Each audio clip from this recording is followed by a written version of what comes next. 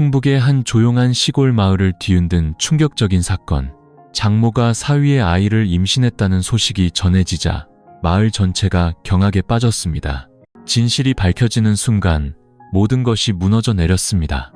이야기는 충청북도의 어느 작은 읍내 고즈넉한 골목 안쪽에 자리한 하얀 2층 집에서 시작됩니다. 담벼락을 따라 화사하게 핀 능소화가 아름다운 그곳은 박선희 씨의 보금자리였습니다. 50대 초반의 선희 씨는 평생을 소박하고 조용하게 살아온 전직 초등학교 교사였죠. 지병인 심장병 때문에 이른 나이에 교직을 떠나야만 했습니다. 그녀는 하나뿐인 딸 유나와 사위 민준과 함께 살고 있었습니다. 과묵하고 선량한 청년 민준은 사실 오래전 선희 씨의 제자였습니다. 운명의 장난이었을까요? 민준은 어릴 적 부모님을 여의고 힘겹게 살다가 지인의 소개로 18 늦은 나이에 야간 고등학교에 입학했습니다. 그리고 그곳에서 선희 씨의 딸 유나를 만났고 두 사람은 조용한 사랑을 키워나갔습니다. 성대한 결혼식도 화려한 예물도 없었습니다. 그저 몇몇 가족들과 함께한 따뜻한 식사 한 끼로 유나와 민준은 부부의 연을 맺었죠.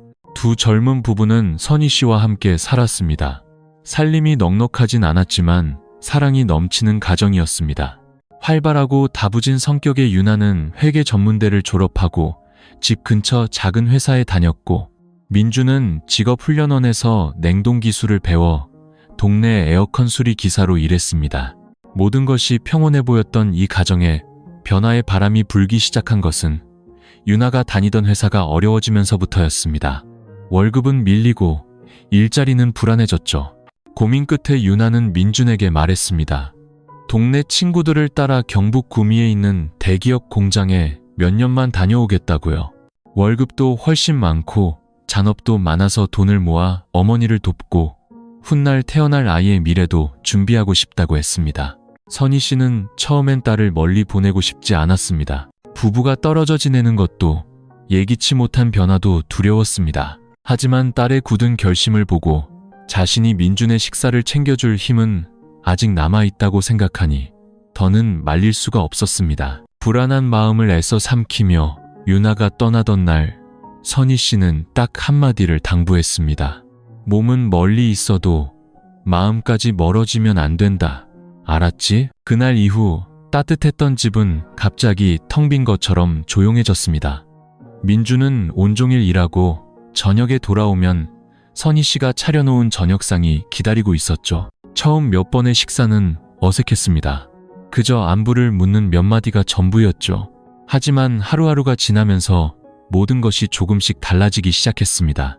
민준은 고장난 정수기를 고치고 선희 씨 방에 전구를 갈아주었습니다. 선희 씨는 맛있는 음식과 따뜻한 차 한 잔 옆에서 들려주는 작은 이야기들로 그 마음에 보답했습니다. 젊은 남자와 청춘이 지난 여인, 한 지붕 아래 살게 된 두 사람은 그저 평범한 일상 속의 작은 친절이 그들 인생 최대의 비극을 불러올 씨앗이 되리라고는 꿈에도 생각지 못했습니다. 유나가 고향을 떠나 구미 공장으로 간 이후 집안의 공기는 눈에 띄게 쓸쓸해졌습니다. 매일 저녁 웃음소리로 가득 찼던 부엌은 이제 그릇 부딪히는 소리와 수저 소리만이 정적을 깨뜨릴 뿐이었죠. 민준은 하루 종일 일하고 저녁에 돌아오면 선희 씨가 정성껏 차린 밥상만이 그를 기다렸습니다. 처음엔 두 사람 사이에 어색한 기류가 흘렀습니다. 민준은 깍듯하게 거리를 두며 장모님이라고 꼬박꼬박 불렀고 선희 씨 또한 너무 가깝지도 멀지도 않은 엄격한 태도를 유지하려 했었습니다. 많이 먹게, 하루 종일 일하느라 힘들었을 텐데. 선희 씨는 생선살을 발라주며 말했지만 차마 민준의 눈을 똑바로 쳐다보지는 못했습니다. 네, 장모님, 감사합니다.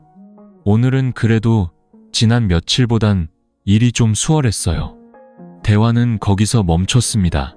식사가 끝나면 민준이 설거지를 하고 선희 씨가 집을 정리한 뒤 각자의 방으로 들어갔습니다. 장모와 사위라는 보이지 않는 경계선을 넘으려 하는 사람은 아무도 없었습니다. 하지만 시간은 무심하게도 사람의 경계심을 허물어뜨리는 힘이 있었죠. 한 번은 민준이 옥상에서 빨랫대를 고치다 발을 헛디뎌 계단에서 굴러떨어지는 사고가 있었습니다. 다행히 뼈는 부러지지 않았지만 발목에 금이가 며칠 동안 일을 쉬어야 했습니다. 그날 선희 씨는 정신없이 이웃집으로 달려가 차를 빌려 민준을 병원으로 옮겼습니다. 그리고 그날 밤 뜬 눈으로 밤을 새우며 민준의 발목에 약을 발라주었습니다. 떨리는 손이었지만 정성 가득한 손길이었죠. 민준은 가만히 누워 그런 선희 씨를 바라보았습니다. 퀭한 눈, 땀으로 젖은 옷, 문득 그녀가 오래전 돌아가신 자신의 어머니처럼 그저 외롭고 약한 한 여자라는 사실을 깨달았습니다. 장모님, 이제 그만 쉬세요. 전 괜찮습니다. 민준이 미안한 마음에 나지막이 말했습니다. 자네가 잘못되기라도 하면 내가 유나를 무슨 낯으로 보겠나. 선희 씨는 사위를 보지 않고 대답했습니다. 그날 이후 두 사람의 관계는 이전처럼 서먹하지 않았습니다. 대화가 눈에 띄게 늘었죠. 선희 씨는 남편이 세상을 떠난 후 유나를 키우기 위해 꽃밭을 가꾸며 돈을 벌었던 옛날 이야기를 들려주었습니다.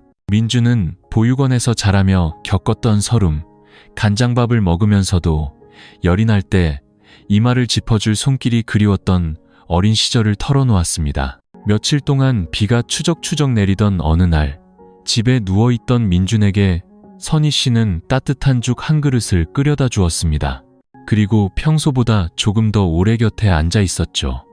대화는 조금 더 길어졌고 서로를 향한 시선은 조금 더 다정해졌습니다. 모든 것은 아주 느리고 아주 미미하게 일어났습니다. 마치 초가을의 산들바람이 낡은 기와장을 스칠 때 아무도 그 바람이 지붕 전체를 날려버릴 것이라 생각지 못하는 것처럼 말입니다. 민주는 선희 씨의 눈빛 속에 장모의 관심 이상의 무언가가 담겨 있음을 느끼기 시작했습니다. 선희 씨 또한 민준이 웃을 때마다 왜 자신의 심장이 빠르게 뛰는지 밤마다 벽을 향해 누워 스스로에게 묻곤 했습니다. 한쪽은 도리, 다른 한쪽은 억누를 수 없는 감정.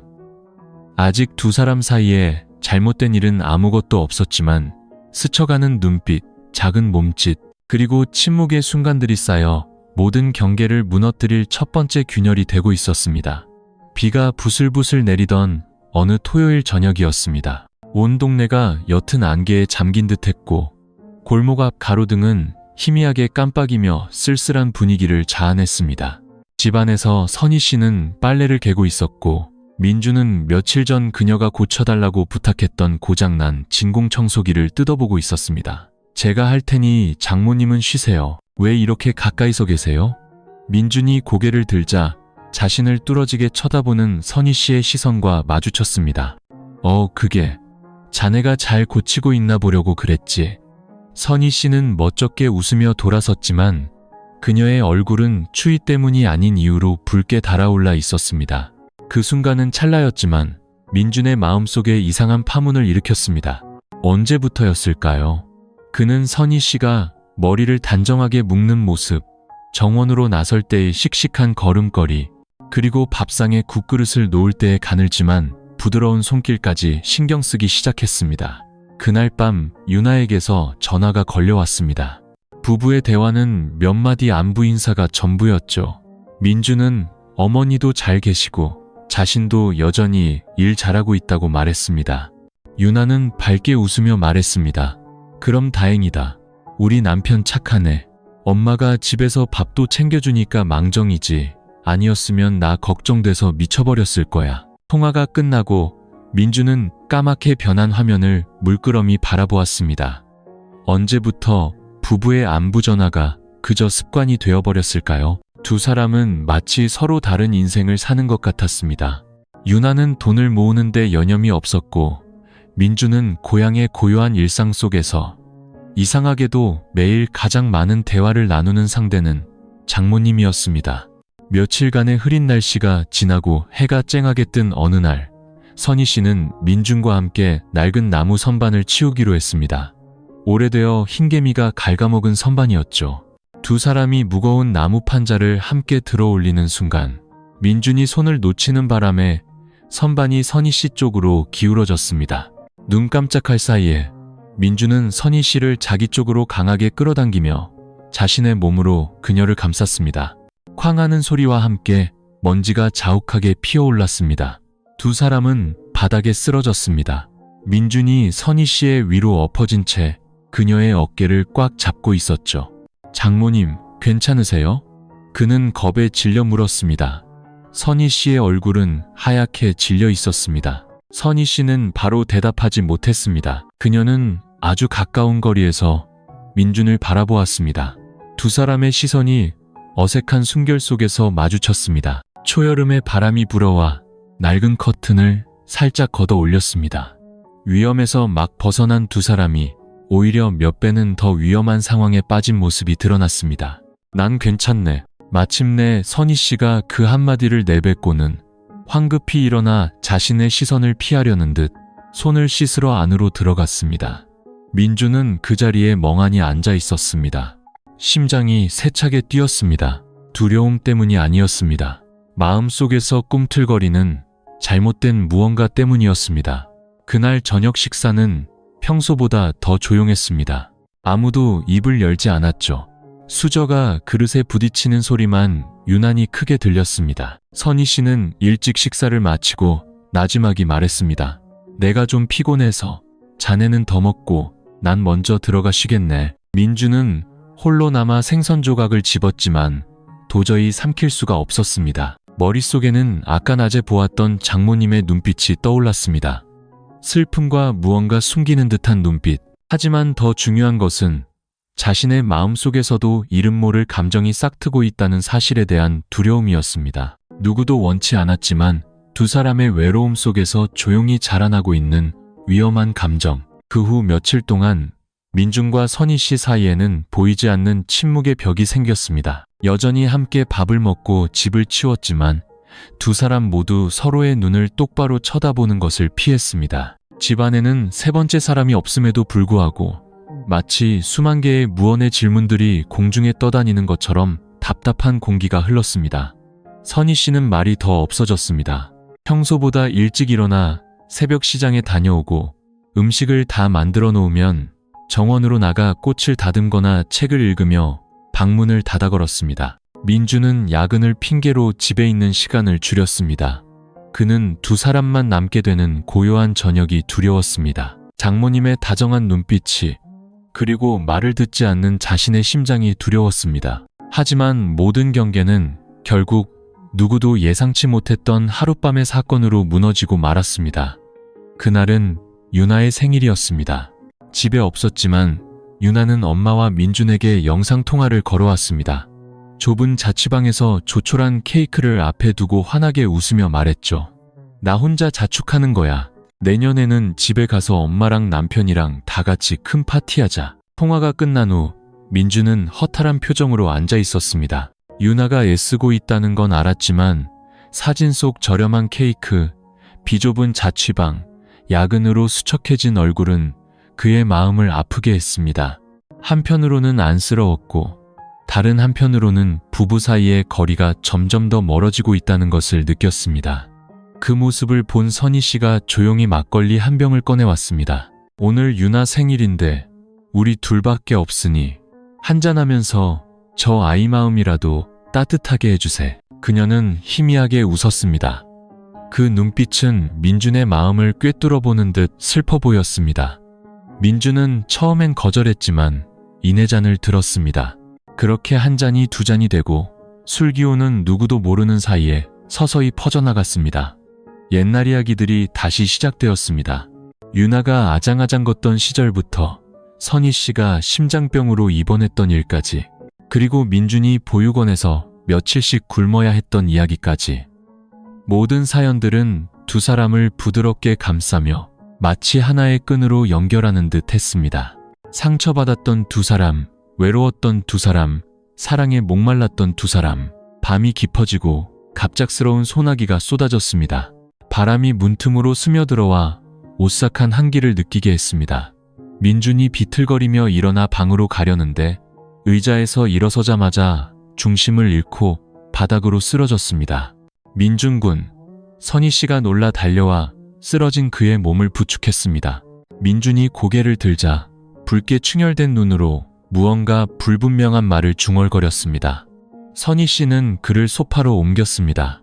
그의 숨결에서 진한 술 냄새가 풍겨왔습니다. 그녀는 따뜻한 물수건으로 민준의 얼굴을 닦아주었습니다. 그 손길은 부드러우면서도 미세하게 떨리고 있었습니다. 장모님, 민준이 갑자기 입을 열었습니다. 눈은 여전히 허공을 향해 있었죠. 왜 그러나? 그녀가 심장이 쿵쾅거리는 것을 느끼며 조심스럽게 물었습니다. 저한테 더는 잘해주지 마세요. 무서워요. 민준은 중얼거리다 갑자기 선희 씨의 손을 꽉 잡았습니다. 그 순간 선희 씨는 당황해서 손을 빼려 했지만 민준의 눈은 절박한 아이처럼 그녀를 바라보고 있었습니다. 마치 세상에 남은 유일한 온기를 놓치고 싶지 않다는 듯이요. 그리고 무엇이 그녀를 무너지게 했는지 아무도 모릅니다. 그녀는 고개를 숙였고 두 사람의 입술이 맞닿았습니다. 아주 짧게 그리고 아주 길게. 밖에서는 바람이 여전히 울부짖고 비는 양철 지붕 위를 세차게 두드리고 있었습니다. 방 안에는 거친 숨소리와 그 뒤를 잇는 침묵만이 남았습니다. 그 침묵은 이 집에서 울렸던 어떤 천둥 소리보다도 무거웠습니다. 다음 날 아침 햇살이 커튼 틈으로 스며들었을 때 선희 씨가 먼저 잠에서 깼습니다. 그녀는 소파에서 곤히 잠든 민준을 바라보았습니다.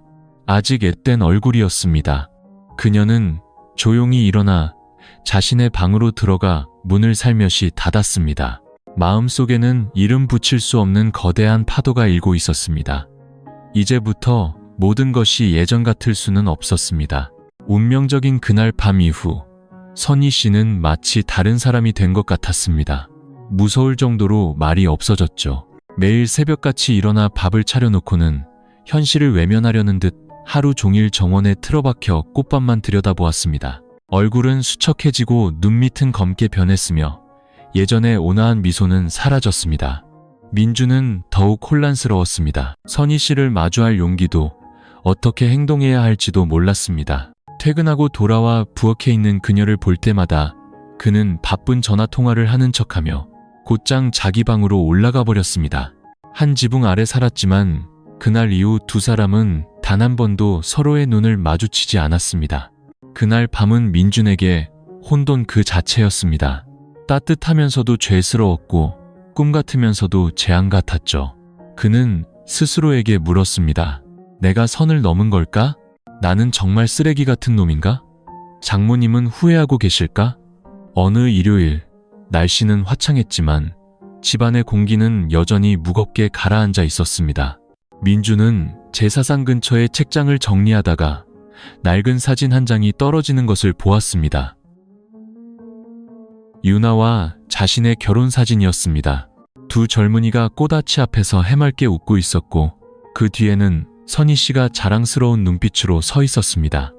민준의 가슴이 철렁 내려앉았습니다. 바로 그때 선희 씨가 방으로 들어왔습니다. 그녀는 민준이 사진을 들고 있는 것을 보고 그 자리에 멈춰섰습니다. 두 사람이 시선을 마주친 것은 1초도 채 되지 않았지만 그녀의 눈 속에 가득한 고뇌를 읽기에는 충분한 시간이었습니다. 미안하네. 그녀가 바람처럼 나지막이 말했습니다. 민주는 깜짝 놀라 무언가 말하려 했지만 목이 꽉 막혀 소리가 나오지 않았습니다.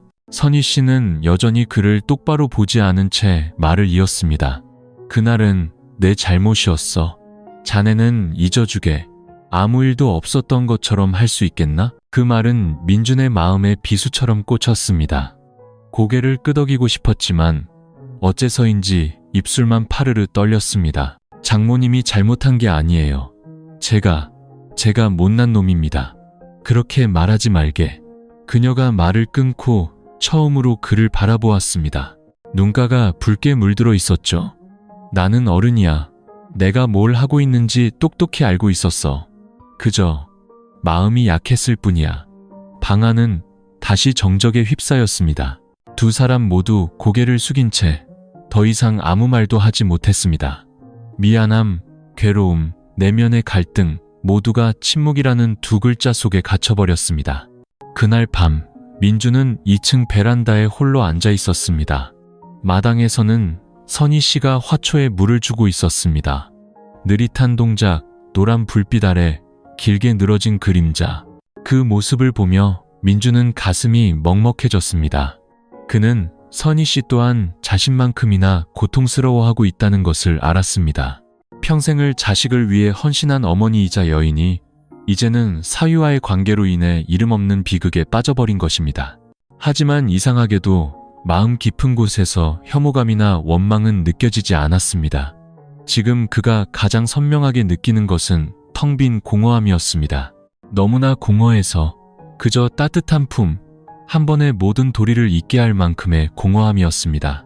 그 후로도 두 사람은 온기라곤 사라진 집에서 그림자처럼 살아갔습니다. 누구도 지난 일을 입에 올리지 않았지만 누구도 예전으로 돌아갈 용기를 내지 못했습니다. 하지만 진짜 비극은 이제 막 시작되고 있었습니다. 햇살이 따갑게 내리쬐어 마당의 풀잎마저 말라버릴 듯한 7월의 어느 날이었습니다. 선희 씨의 정원에 있는 꽃들은 매일 물을 주어도 시들시들했고 꽃잎은 길가에 힘없이 떨어져 있었습니다. 마치 서서히 쓰러져가는 그녀 자신처럼요. 그날 밤 이후 선희 씨는 몸에 이상한 변화를 느끼기 시작했습니다.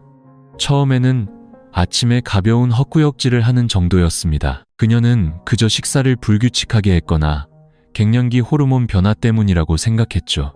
하지만 증상은 점점 더 뚜렷해졌습니다. 몸이 피곤하고 어지러웠으며 신 음식이 당겼고 기름 냄새만 맡아도 속이 메스꺼웠습니다. 어느 무더운 정오, 그녀는 채소를 씻다가 눈앞이 캄캄해지며 쓰러질 뻔했습니다. 마침 퇴근하던 민준이 그 모습을 보고 놀라 달려왔습니다. 장모님, 왜 그러세요?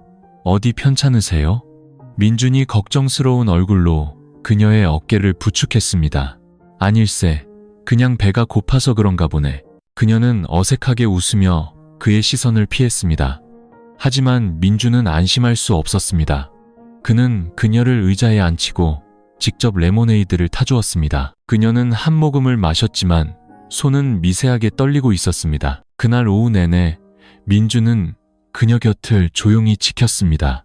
두 사람은 아무 말도 하지 않았지만 각자의 마음은 실타래처럼 복잡하게 얽혀 있었습니다. 민준은 희끗희끗한 그녀의 머리카락을 보며 죄책감에 시달렸고, 선희 씨는 민준의 시선을 마주치는 순간 울음이 터져나올 것 같아 애써 외면했습니다. 그날 밤 민준이 잠든 것을 확인한 후에야 선희 씨는 몰래 밖으로 나섰습니다. 자전거를 타고 2km쯤 떨어진 약국으로 향했죠. 젊은 약사는 그녀를 보자마자 인사했습니다. 어머니, 보약사로 오셨어요? 임신 테스트기 하나 주게. 제일 좋은 걸로. 선희 씨는 자기 자신에게 들릴까 두려운 듯 아주 작은 목소리로 말했습니다. 약사는 의아한 표정을 지었지만 이내 아무것도 묻지 않고 조용히 물건을 건네고 돈을 받았습니다. 선희 씨는 약 봉투를 든 손이 너무 떨려 잔돈을 바닥에 떨어뜨리고 말았습니다. 젊은 약사가 황급히 허리를 숙여 돈을 주워주며 안타까운 눈빛으로 그녀를 바라보았습니다. 집에 돌아온 그녀는 조용히 방문을 잠그고 떨리는 손으로 비닐봉지를 열었습니다. 테스트기를 손에 쥔 채 숨이 멎을 것만 같았습니다. 집안에는 선풍기 돌아가는 소리와 밖에서 들려오는 매미 소리만이 가득했습니다. 그녀는 화장실로 들어가 문을 닫았습니다. 10분 후 그녀는 차가운 타일 바닥에 주저앉았습니다. 선명하게 나타난 두 줄의 붉은 선을 멍하니 바라보았죠. 테스트기를 떨어뜨린 그녀의 심장은 누군가 꽉 움켜쥔 듯 조여왔습니다. 입술을 달싹였지만 아무 소리도 나오지 않았습니다. 소리치고 싶었지만 거친 숨만 내쉴 뿐 두 손으로 배를 감싸 안았습니다. 그날 밤 선희 씨는 한숨도 자지 못했습니다. 천장을 바라보며 누워 자신의 뱃속에서 자라고 있는 생명 위에 손을 얹었습니다. 결코 세상의 존재에서는 안 될 생명, 자신의 삶에 있어서는 안 될 생명. 그녀는 교사였습니다. 수많은 아이들에게 올바른 도리를 가르쳤습니다. 평생을 청렴하게 살아온 자식을 반듯하게 키워낸 것을 자랑스러워했습니다. 그런데 지금 그녀는 자신의 사위를 아버지로 둔 아이를 뱃속에 품고 있었습니다. 눈물이 베개를 적셨습니다.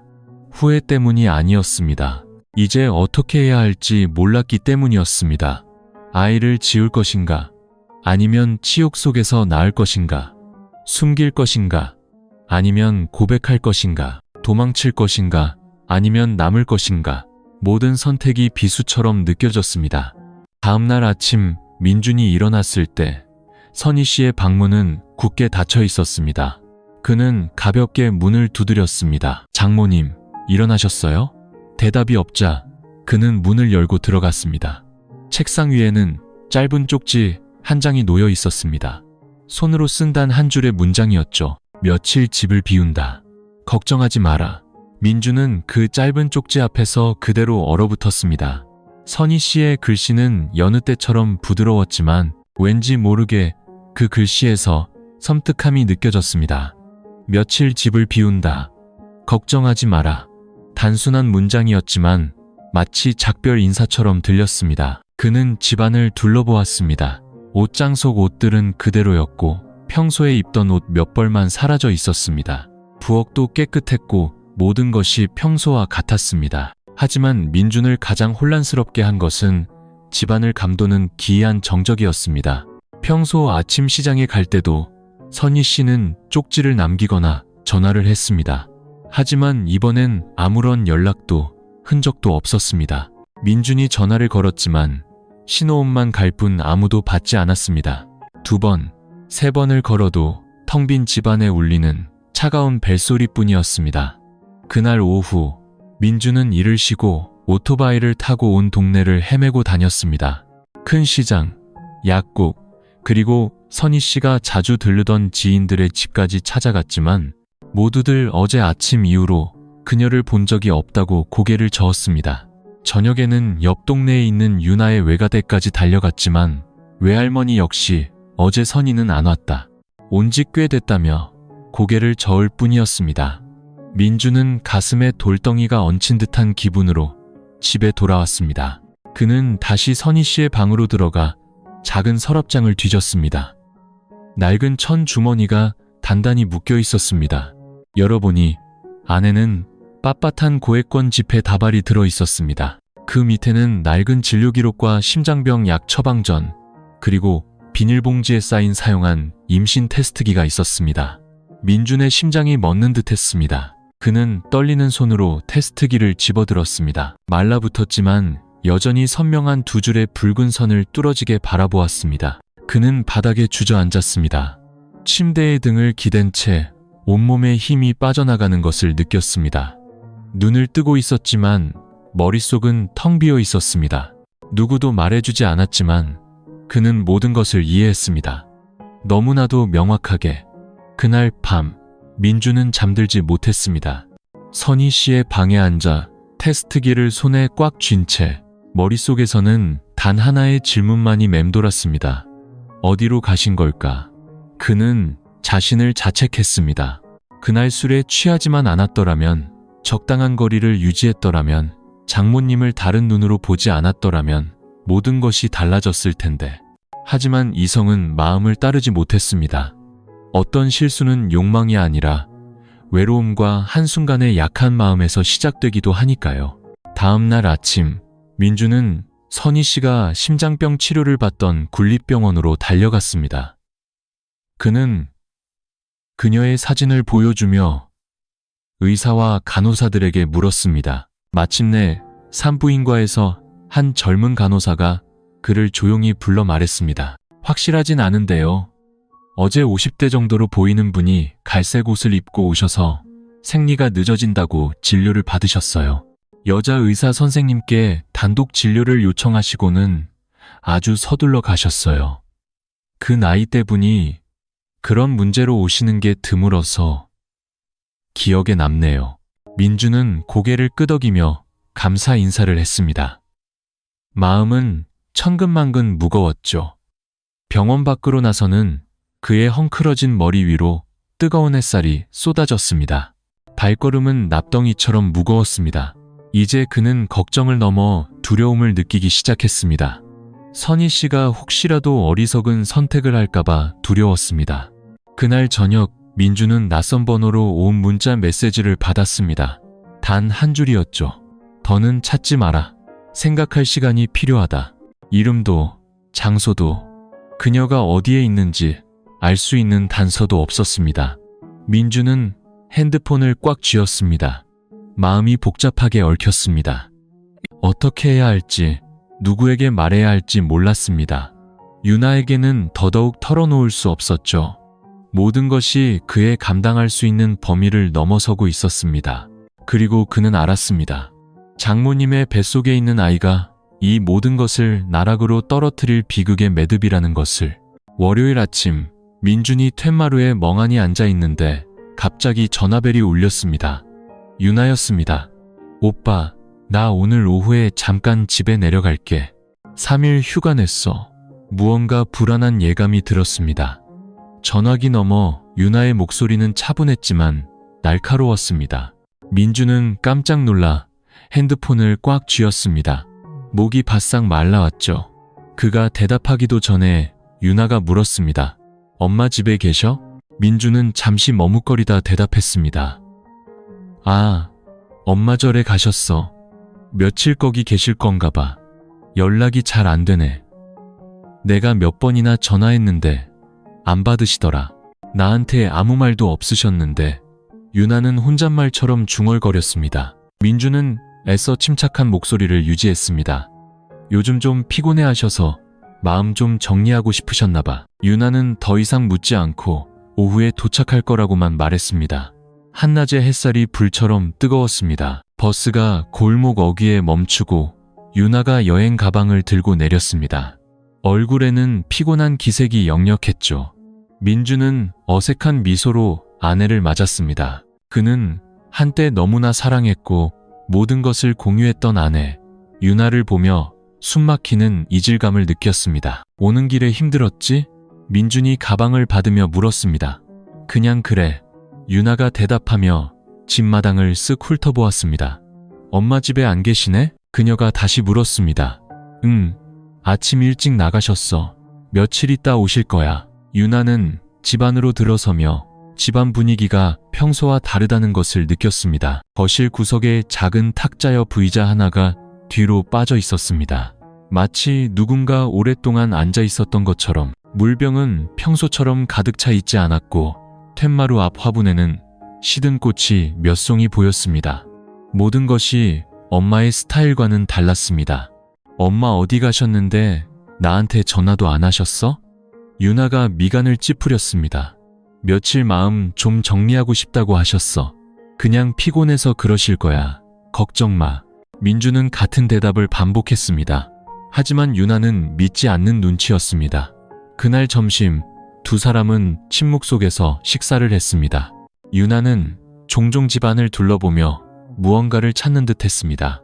민주는 고개를 숙인 채 어떻게 이 일을 숨길 수 있을지, 진실이 밝혀졌을 때 어떻게 대처해야 할지 계속해서 생각했습니다. 그날 밤 민준이 씻는 동안 유나는 시간을 확인하기 위해 그의 핸드폰을 들었습니다. 부부 사이에 비밀번호를 숨기지 않는 것은 오랜 습관이었죠. 그녀는 우연히 지워지지 않은 문자 메시지 하나를 보게 되었습니다. 더는 찾지 마라. 생각할 시간이 필요하다. 낯선 번호였지만 유나를 얼어붙게 한 것은 엄마와 아들을 연상시키는 말투였습니다. 등골을 타고 차가운 기운이 흘렀습니다. 그녀는 아무 말 없이 핸드폰을 제자리에 두고 침대에 앉았습니다. 눈빛이 어둡게 가라앉았죠. 민준이 씻고 나왔을 때 유나는 팔짱을 낀 채 이상한 눈빛으로 앉아 있었습니다. 왜 그래? 그 질문 내가 하고 싶네. 엄마 어디 가셨어? 유나는 한 글자 한 글자 힘주어 말하며 남편을 뚫어지게 쳐다보았습니다. 말했잖아. 절에 가셨다고. 그럼 이 낯선 번호로 온 문자는 뭔데? 더는 찾지 마라. 생각할 시간이 필요하다. 더 할 말 없어? 민주는 그 자리에 얼어붙었습니다. 방 안은 산소가 부족한 것처럼 갑자기 비좁게 느껴졌습니다. 그가 아무 말도 못하고 서 있자 유나가 천천히 일어섰습니다. 목소리가 떨리고 있었죠. 나한테 뭔가 숨기는 거 있지? 엄마한테 무슨 일 있어? 아니면 당신이랑 엄마 사이에 무슨 일 있는 거야? 민준이 눈을 크게 떴습니다. 무슨 소리야 그게? 나도 몰라. 하지만 내 직감이 말하고 있어. 이 집에 뭔가 아주 이상한 일이 있고 그건 엄마랑 당신이랑 관련이 있다고. 민주는 대답하지 못했습니다.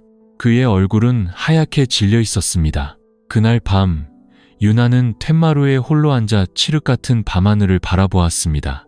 바람이 처마 밑을 스치며 우는 듯한 소리를 냈습니다. 그녀의 머릿속에는 차마 입 밖으로 내지 못한 수많은 질문들이 떠다녔고 민준의 가슴 속에서는 심장이 비명을 지르고 있었습니다. 자신이 숨기고 있는 진실이 모든 믿음을 파괴할 폭탄이라는 것을 알면서 과연 이 모든 것을 지켜낼 수 있을까?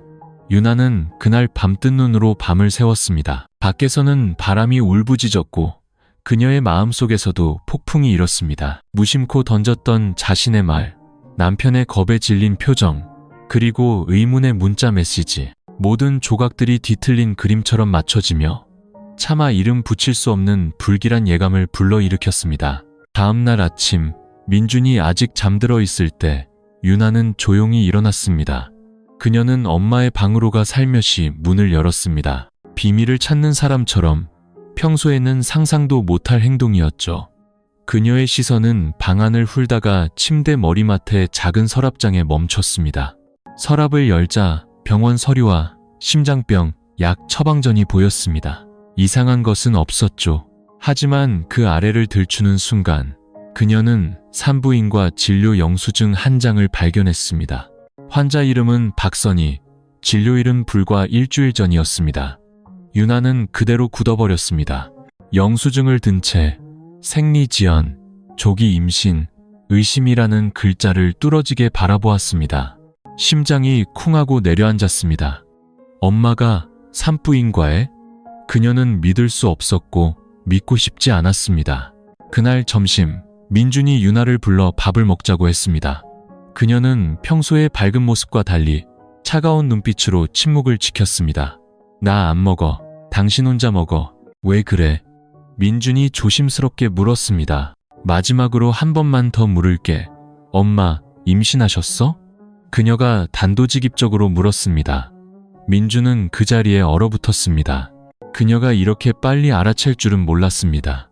아무 말도 못한 채 그는 고개를 떨구었습니다. 맞아.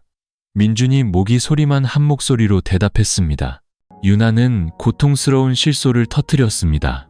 목소리가 메어 나왔죠. 정말? 그럼 설명해봐. 50이 넘은 우리 엄마를 임신시킨 사람이 대체 누구야? 민준은 주먹을 꽉 쥐었습니다.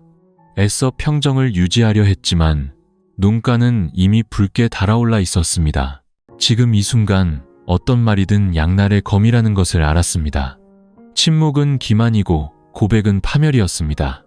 유나는 자리에서 일어나 집 밖으로 뛰쳐나갔습니다. 눈물이 뺨을 타고 흘러내렸죠. 그녀는 택시를 잡아 영수증에 적힌 군립병원으로 향했습니다. 접수처에 가서 엄마의 사진을 보여주며 물었습니다. 이분이 며칠 전에 여기서 진료받으셨죠? 간호사는 사진을 힐끗 보더니 고개를 끄덕였습니다. 네, 맞아요. 여자 의사 선생님께 단독 진료받으셨어요. 50대신데 임신 가능성 때문에 오셔서 좀 특이해서 기억해요. 유나는 하늘이 무너지는 듯한 충격을 받았습니다. 제대로 서 있을 수 없어 벽을 짚었습니다. 눈앞이 흐려졌죠. 그녀가 다시 물었습니다. 혹시 누구랑 같이 오셨나요? 아니요, 혼자 오셨어요. 많이 불안해 보이셨어요. 유나는 감사 인사를 하고 복도로 나왔습니다. 그녀는 돌 의자에 주저앉아 얼굴을 감싸고 흐느껴 울었습니다. 이제 더 이상 의심의 여지가 없었습니다. 엄마는 임신했고 자신이 집을 비운 사이 엄마와 함께 살았던 유일한 남자는 바로 자신의 남편 민준이었습니다. 온 세상이 발밑에서 무너져 내리는 기분이었습니다. 믿음, 가족, 사랑, 그 모든 것이 감당할 수 없는 진실 하나에 갈기갈기 찢겨나갔습니다. 그날 저녁, 유나는 텅 빈 눈으로 집에 돌아왔습니다. 민준은 식탁에 앉아 있었습니다. 그의 얼굴 또한 그녀 못지않게 수척했죠. 그녀는 아무 말 없이 엄마 방으로 들어가 작은 여행 가방을 꺼냈습니다. 민준이 달려와 물었습니다. 어디 가려고? 유나가 돌아섰습니다. 눈빛이 얼음장처럼 차가웠습니다. 엄마 찾으러 가. 엄마 입으로 직접 듣고 싶어. 당신도 다른 누구도 아닌. 그래서 뭘 어쩌려고? 민준이 떨리는 목소리로 물었습니다. 엄마가 여전히 내 엄마인지, 그리고 당신이 여전히 내 남편인지 확인해야겠어. 그 말은 날카로운 칼날이 되어 민준의 심장을 도려냈습니다. 그는 그녀를 붙잡지도 막지도 못했습니다. 그저 짐을 싸는 아내의 뒷모습을 멍하니 바라볼 뿐이었습니다.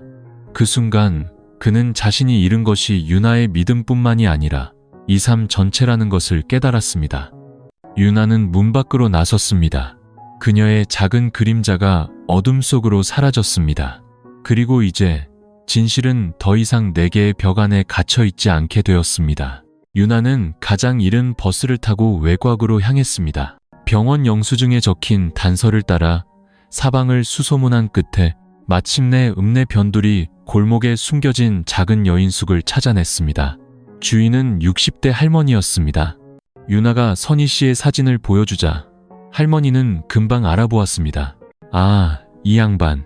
나흘 전에 방 얻었는데 밤낮으로 문 걸어 잠그고 말도 거의 없어. 할머니, 저희 엄마 어디 계세요? 유나가 떨리는 손으로 다급하게 물었습니다. 저 방에 있어. 근데 아무도 만나고 싶지 않다고 하던데. 유나는 더 기다릴 수 없었습니다. 그녀는 방문으로 달려가 세게 문을 두드렸습니다. 엄마, 나야. 문 좀 열어줘. 안에서는 아무 소리도 들리지 않았습니다. 낡은 선풍기 소리와 길 건너 차 소리만이 희미하게 들려올 뿐이었죠. 유나가 다시 한번 문을 두드렸습니다. 목소리는 애원에 가까웠습니다. 제발, 나 피하지 마, 엄마. 잠시 후 문고리가 돌아가는 소리가 들리고 문이 서서히 열렸습니다. 수척해진 얼굴, 붉게 충혈된 눈, 그리고 헐렁한 옷 아래로 선명하게 드러난 배. 더 이상 의심할 여지가 없었습니다. 유나는 그 자리에 얼어붙었습니다. 평생을 자랑스러워하고 우상으로 여겼던 엄마가 지금 자신의 남편의 아이를 벤 채 눈앞에 서 있었습니다. 들어오너라. 선희 씨가 메인 목소리로 힘겹게 말했습니다. 방은 침대 하나와 낡은 책상 하나가 겨우 들어갈 정도로 좁았습니다. 한약재와 제스민 향기가 섞여 있었지만 유나의 마음속에서 들끓는 답답함을 덮지는 못했습니다. 그녀는 의자에 앉아 엄마를 똑바로 쳐다보았습니다. 엄마, 이게 어떻게 된 일인지 설명해 줄 수 있어? 선희 씨는 고개를 숙인 채 떨리는 손으로 배를 감쌌습니다. 미안하다. 미안하다는 말 말고요. 진실을 듣고 싶어요. 엄마랑 민준 씨, 언제부터였어요? 선희 씨는 입술을 깨물었습니다. 붉어진 눈시울에서 눈물이 뚝뚝 떨어졌습니다. 한참 후에야 그녀는 떨리는 목소리로 그날 밤의 이야기를, 생일 축하주와 엇나간 포옹, 그리고 벗어날 수 없었던 죄책감에 대해 하나씩 털어놓았습니다. 유나는 눈물을 글썽이며 그 이야기를 들었습니다. 때로는 일어나 엄마의 뺨을 때리고 싶었고, 때로는 이 자리를 박차고 나가고 싶었습니다. 하지만 발은 바닥에 붙은 듯 움직이지 않았고 심장은 산산조각이 났습니다. 엄마, 왜요? 그녀가 속삭였습니다. 엄마는 내 엄마잖아요. 일부러 그런 게 아니야, 유나야. 내가 잘못했어. 정말 잘못했어. 하지만 그때는 아무 생각도 할 수가 없었어. 난 그저 외롭고 약한 여자였을 뿐이야. 일이 이렇게까지 될 줄은 몰랐어. 마음이 약해서요? 그럼 저는요? 저는 엄마 딸이고 그 남자의 아내예요. 유나가 목이 메어 소리쳤습니다. 두 손으로 얼굴을 감싸자 방 안의 공기는 더욱 무겁게 가라앉았습니다.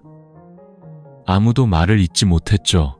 밖에서는 매미 소리가 무더운 여름 오후를 찢을 듯이 울어댔습니다. 선희 씨는 고개를 숙인 채 눈물만 흘렸습니다. 잠시 후 유나가 일어섰습니다. 목소리가 떨렸죠. 이 아이, 낳으실 거예요? 모르겠다. 그녀가 먼 곳을 보며 대답했습니다. 죄 없는 생명을 죽이고 싶진 않아. 하지만 너에게 이런 치욕을 안겨줄 수도 없어. 그럼 어쩔 셈이세요?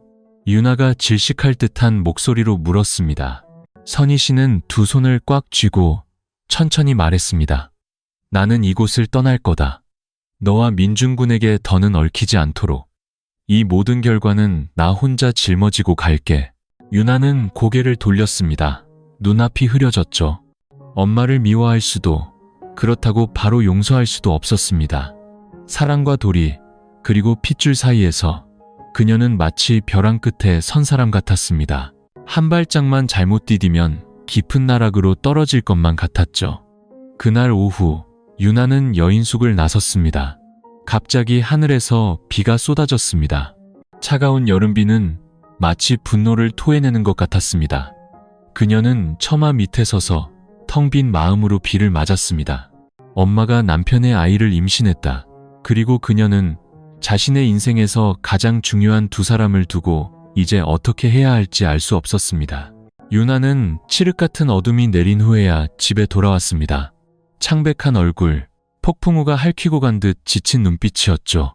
그녀는 민준에게 인사도 하지 않고 조용히 방으로 들어가 문을 잠갔습니다. 단 한마디도 하지 않았죠. 민준은 거실에 앉아 있었습니다. 심장이 미친 듯이 뛰었죠. 그는 유나가 엄마를 만났다는 것을, 그리고 이제는 어떤 것도 돌이킬 수 없다는 것을 알았습니다. 그날 밤 두 사람 모두 잠들지 못했습니다. 민준은 소파에 누워 텅 빈 천장을 바라보았습니다. 숨을 쉴 때마다 고통스러웠죠. 머릿속에는 수많은 만약이 떠올랐습니다. 만약 내가 좀 더 분별력이 있었다면, 만약 그날 밤 그 방을 나왔더라면 지금 이 지경까지는 오지 않았을 텐데. 유나는 벽을 향해 누워 눈물을 흘렸습니다. 베개가 흠뻑 젖었죠. 고통스러웠지만 그 고통은 단순한 배신감이 아니었습니다. 그것은 엄마와 남편, 그리고 자기 자신에 대한 믿음이 완전히 무너져 내린 것이었습니다. 다음날 아침, 소문은 믿을 수 없을 만큼 빠르게 퍼져나갔습니다. 한 이웃 아주머니가 채소 가게 주인에게 속삭였죠. 선희 씨가 임신했다는데, 글쎄, 사위 민준이 에라지 뭐야? 세상에, 정말이야? 정말 충격적이네. 소문의 출처는 알 수 없었지만 이야기는 들불처럼 번져나갔습니다. 온 동네가 수군거리기 시작했습니다. 사람들의 말 한마디, 눈빛 하나하나가 지난 수십 년간 평온했던 작은 집에 보이지 않는 칼날이 되어 날아와 꽂혔습니다. 민준이 시장에 물건을 사러 가자 채소 가게 앞에서 웅성거리는 소리가 들렸습니다. 저봐, 멀쩡하게 생겨서는. 알고 보니 독사였네. 쯧쯧, 젊은 놈이 어떻게 장모를. 민준은 이를 악물고 아무 말도 하지 않았습니다. 그는 조용히 돈을 내고 돌아섰습니다. 허리를 숙인 채 누구의 눈도 마주치지 못했죠. 유나 역시 집에서 편치 않았습니다. 친구, 동료, 심지어 구미에 있는 회사에서까지 안부를 묻는 전화가 걸려왔습니다. 그녀는 그저 얼버무릴 뿐 긍정도 부정도 하지 않았습니다. 마을 사람들의 시선, 사회의 시선은 수천 개의 바늘이 되어 살갗을 찔러댔지만 가장 아픈 것은 한때 가장 가까웠던 두 사람 사이의 침묵이었습니다. 점심때 유나가 부엌으로 내려오자 민준이 묵묵히 쌀을 씻고 있었습니다. 그가 고개를 들어 젖은 눈으로 아내를 바라보았습니다. 뭐라도 좀 먹어. 어제부터 아무것도 못 먹었잖아.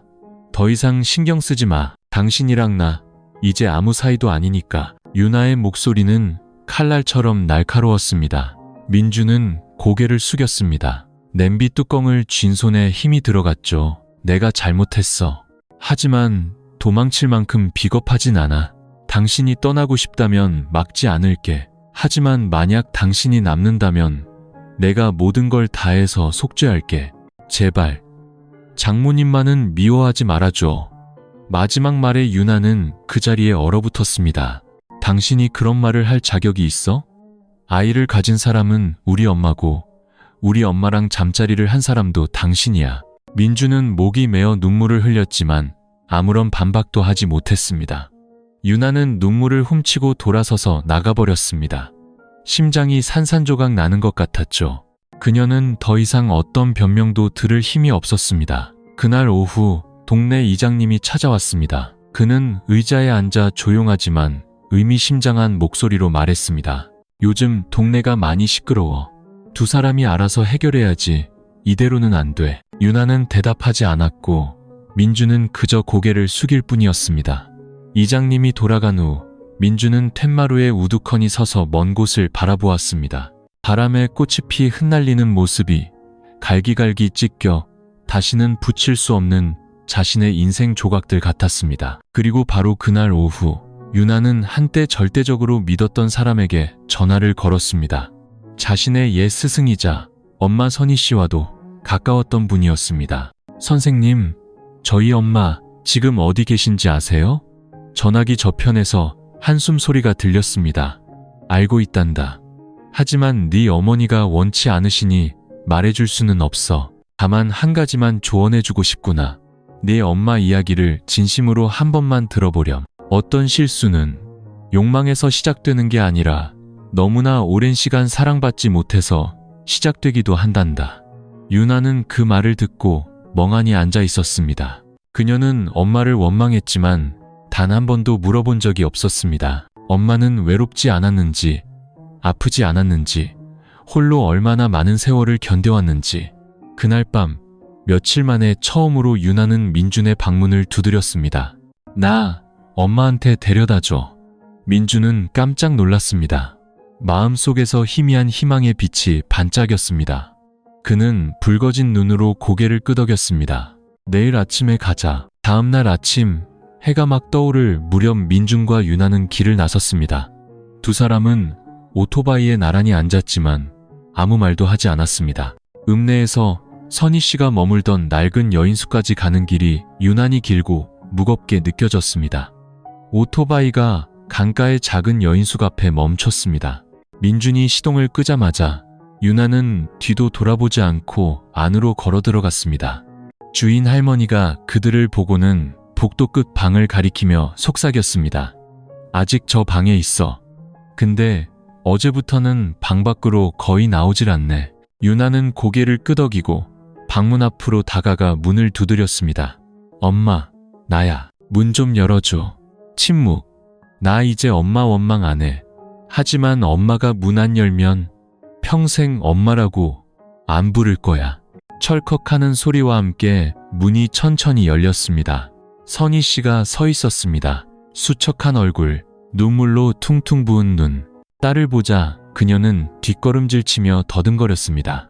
유나야, 엄마가 미안하다.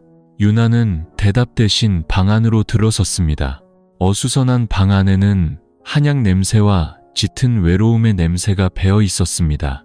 민주는 차마 안으로 들어가지 못하고 텐마루 근처 플라스틱 의자에 조용히 앉아 고개를 숙였습니다. 방 안에서 유나는 엄마와 마주 앉았습니다.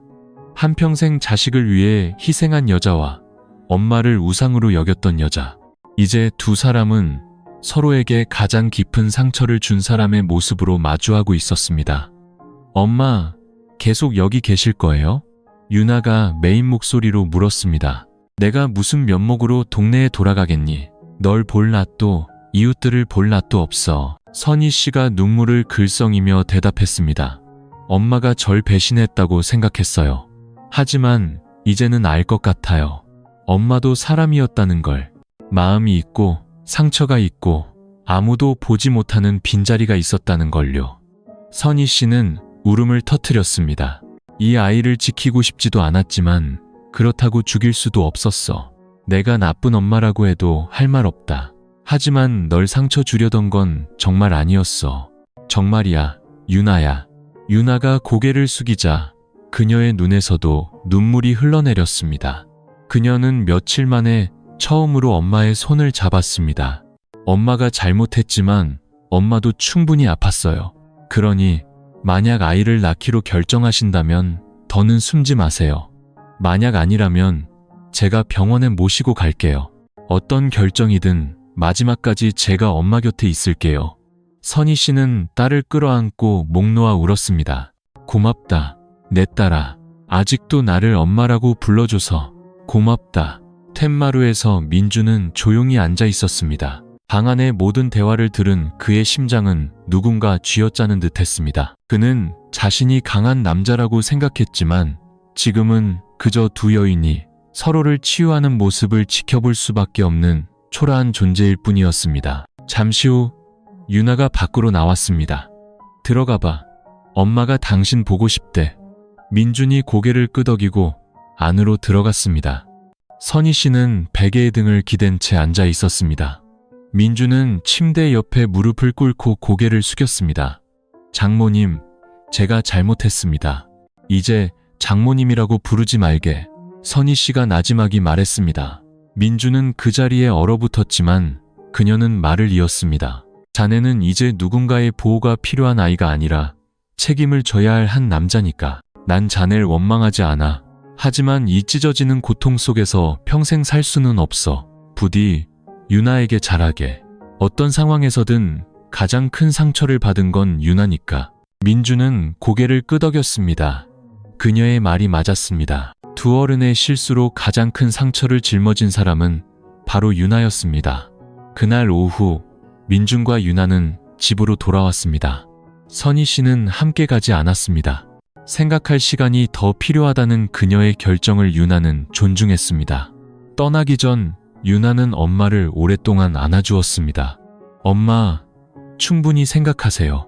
어떤 결정을 내리시든 전 엄마 버리지 않아요. 돌아오는 길, 민준이 작게 말했습니다. 고마워. 유나는 대답 없이 고개를 돌렸지만 그녀의 눈빛은 한결 부드러워져 있었습니다. 상처는 여전히 그곳에 있었지만 용서라는 희미한 햇살이 갈라진 마음 틈으로 스며들기 시작하고 있었습니다. 그 눈물의 만남 이후 유나는 다시 구미로 돌아갔습니다. 그녀는 회사의 요청에 주간 고정근무로 바꾸고 잔업을 줄였습니다. 지진을 겪은 듯한 마음을 추스를 시간이 필요했죠. 그녀는 누구도 원망하지 않았지만 아직 완전히 용서하지도 못했습니다. 매일 퇴근 후 유나는 창가에 홀로 앉아 조용한 음악을 들으며 따뜻한 차를 마셨습니다. 업무 기록으로 가득했던 수첩에는 이제 가끔씩 짧은 일기가 적히곤 했습니다. 엄마가 임신했다는 사실을 안 지 3일째. 나는 여전히 그녀를 엄마라고 부르지만 예전처럼 안아드릴 용기는 나지 않는다. 고향집에서는 민준이 홀로 낡은 집을 지켰습니다. 그는 동네 수리점을 그만두고 읍내 외곽에 있는 작은 공장에 시설 관리직으로 옮겼습니다. 사람들의 입방아에 오르내리는 것이 덜한 곳이었죠. 매일 아침 일찍 일어나 밥을 짓고 정원을 가꾸고 마치 누군가 돌아오기를 기다리는 사람처럼 집안 구석구석을 정돈했습니다. 하지만 그 누군가가 돌아오지 않을 수도 있다는 것을 그는 알고 있었습니다. 그는 매주 유나에게 문자를 보냈습니다. 밥은 먹었어? 이른날 만에? 거긴 비와? 같은 간단한 안부뿐이었고 결코 답장을 재촉하지 않았습니다. 한 번은 유나에게서 응이라는 단 한 글자의 답장이 왔습니다. 민주는 그 문자를 보고 아이처럼 혼자 웃었습니다. 그 한 글자만으로도 그는 계속 노력할 힘을 얻었습니다. 선희 씨는 그 만남 이후 옛 친구의 집으로 거처를 옮겼습니다. 예전에 같은 초등학교에서 근무했던 행자 씨였는데 지금은 도시 외곽에서 작은 꽃집을 운영하고 있었습니다. 선희 씨는 그곳에서 일을 도왔습니다. 아침 일찍 꽃을 고르고 저녁에는 주문받은 꽃다발을 만들었죠. 힘든 일은 아니었지만 몸을 움직이는 동안은 복잡한 생각을 덜 수 있었습니다. 배는 점점 불러와 더 이상 숨길 수 없게 되었습니다. 행자 씨는 많은 것을 묻지 않았습니다. 다만 한 번은 선희 씨가 꽃을 다듬고 있을 때 조용히 말했습니다. 언니, 정말 그 아이 낳을 거야? 선희 씨가 손을 멈추고 먼 곳을 바라보며 말했습니다. 처음엔 지우려고 했어. 근데 수술을 기다리며 누워있는데 기계에서 들려오는 아이 심장 소리를 듣고 차마 그럴 수가 없었어. 그리고 우리 유나, 그 애는 아직도 날 엄마라고 불러줘. 민준군은 아무 말 없지만 그 아이도 매일 후회하며 살고 있다는 걸 알아. 행자 씨는 한숨을 쉬며 친구의 어깨에 손을 얹었습니다. 그럼 그냥 하루하루 성실하게 살아. 속죄하는 마음으로 살고 그 아이가 죄의 산물이 아니라고 느낄 수 있게 살아가. 그렇게 사는 것도 자기 인생을 구원하는 한 방법일 거야. 선희 씨는 고개를 끄덕였습니다. 눈가가 뜨거워졌죠. 7월의 어느 오후 유나는 문자 메시지를 받았습니다. 엄마는 이 아이를 낳기로 했다. 내가 약해서가 아니라 살아가고 싶어서. 평생 손가락질 받더라도 더는 도망치지 않으려고. 다만 언젠가 네가 이 아이를 보게 되었을 때 외면하지만 말아다오. 유나는 문자를 읽고 오랫동안 묵묵히 앉아 있었습니다. 잠시 후 그녀는 핸드폰을 여러 답장을 보냈습니다. 엄마, 식사 잘 챙겨 드세요. 배가 더 부르면 허리 아프니까 오래 숙이지 마시고요. 문자가 전송되고 수백 킬로미터 떨어진 곳에서 선희 씨는 핸드폰을 끌어안고 눈물을 펑펑 쏟았습니다. 슬퍼서가 아니었습니다. 딸의 마음속에 아직 자신을 위한 자리가 남아있다는 것을 알았기 때문이었습니다. 8월이 되자 날씨는 변덕스럽게 무더워졌습니다. 선희 씨의 배는 눈에 띄게 불러왔고 걸음은 느려졌으며 허리 통증과 야간 호흡 곤란이 잦아졌습니다. 친구 행자 씨가 극진히 보살폈지만 그녀는 여전히 많은 것을 마음속에 담아두었습니다. 다른 사람에게 폐를 끼치거나 일을 더 복잡하게 만들고 싶지 않았기 때문이죠. 어느 날 아침 결혼식 부케를 만들던 중 그녀는 갑자기 극심한 복통을 느꼈습니다. 파도처럼 밀려오는 통증에 그녀는 바닥에 주저앉고 말았습니다. 행자 씨가 놀라 구급차를 불렀고 그녀는 가장 가까운 병원으로 옮겨졌습니다. 응급실 복도를 의사들이 뛰어다니고 간호사들이 분주하게 침대를 밀었습니다. 선희 씨는 행자 씨의 손을 잡고 가쁜 숨을 몰아쉬었습니다. 만약 내가 잘못되면 유나한테 전해줘. 엄마가 미안하다고. 언니, 쓸데없는 소리 마. 괜찮을 거야. 행자 씨가 고개를 저으며 붉어진 눈으로 말했습니다. 초음파와 검사 결과 선희 씨는 태반족이 박리 진단을 받았습니다. 조산 위험이 매우 높았고 무엇보다 그녀의 심장 상태가 임신 후기까지 버티기 어렵다는 것이 가장 큰 문제였습니다. 의사가 보호자를 상담실로 불렀습니다. 행자 씨가 대신 들어갔죠. 의사는 한숨을 쉬며 말했습니다. 이대로 임신을 유지하면 임신 말기에 산모가 급사할 위험이 있습니다. 아이도 아직 미숙하고요. 그렇다고 중절 수술을 하기에도 산모의 나이가 많아 합병증 위험이 작지 않습니다.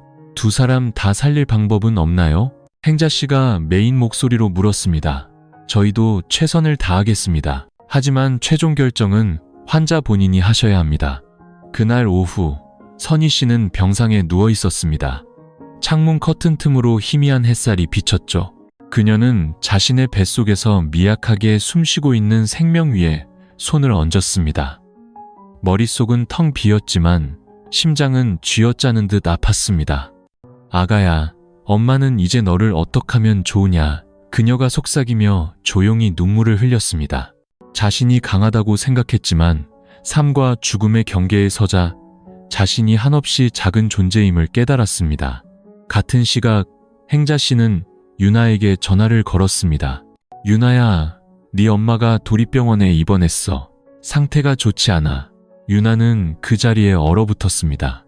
더 묻지 않고 짐을 챙겨 그날 밤 바로 고향으로 가는 차에 올랐습니다. 소식을 들은 민준 역시 즉시 병원으로 달려왔습니다. 그는 4층 복도에 서서 굳게 닫힌 중환자실 문을 뚫어지게 바라보았습니다. 지금껏 느껴보지 못한 공포가 온몸을 덮쳤습니다. 유나가 도착했을 때 선희 씨는 의식은 찾았지만 매우 쇠약한 상태였습니다. 딸이 들어서는 것을 보자 그녀의 눈시울이 붉어졌습니다. 왔구나. 그녀가 실처럼 가느다란 목소리로 말했습니다. 나왔어, 엄마. 어디 안 가? 유나가 붉어진 눈으로 엄마의 손을 잡았습니다. 이 아이를 지키지 못할 것 같아 무섭구나. 엄마, 그런 생각하지 마. 아이를 지키든 못 지키든 그건 중요하지 않아. 엄마가 살아야 해. 나는 엄마가 필요해. 알겠어? 선희 씨는 고개를 돌렸습니다. 눈물이 흘러내렸죠. 입술이 파르르 떨렸습니다. 하지만 나와 민준군의 아이를 버린다면 내가 사람일 수 있을까? 유나가 엄마의 손을 꽉 잡았습니다. 엄마가 살아있는 것만으로 충분해. 나머지는 내가 같이 짊어질게. 그 말은 거친 바다 한가운데서 던져진 구명줄 같았습니다.